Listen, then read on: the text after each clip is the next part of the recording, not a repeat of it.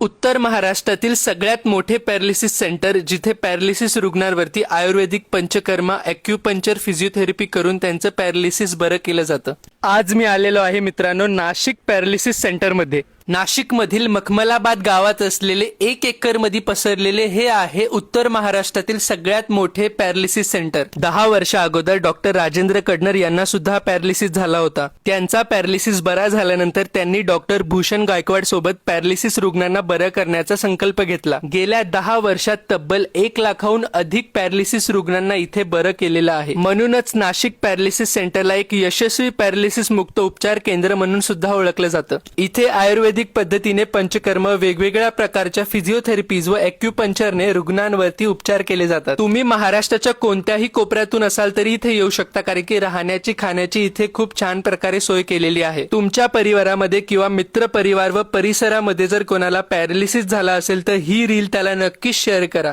अधिक माहितीसाठी स्क्रीनवर दिलेल्या कॉन्टॅक्ट नंबरवर नक्कीच कॉल करा आणि डिस्क्रिप्शन बॉक्स चेकआउट करा. नमस्कार, मी डॉक्टर राजेंद्र कडनर. येथे ॲडव्हान्स फिजिओथेरपी, ॲक्युपंक्चर, पंचकर्म, प्राचीन पद्धतीने पंचकर्म केले जाते. या सर्व जर ट्रीटमेंट पेशंटला योग्य वेळेमध्ये भेटल्या तर पेशंट लवकरात लवकर रिकवर होऊ शकतो. जर पेशंटला 5 ते 6 महिने लागणार असेल तर आमच्याकडे पेशंट साधारण 20 ते 25 दिवसामध्ये रिकवर होतो.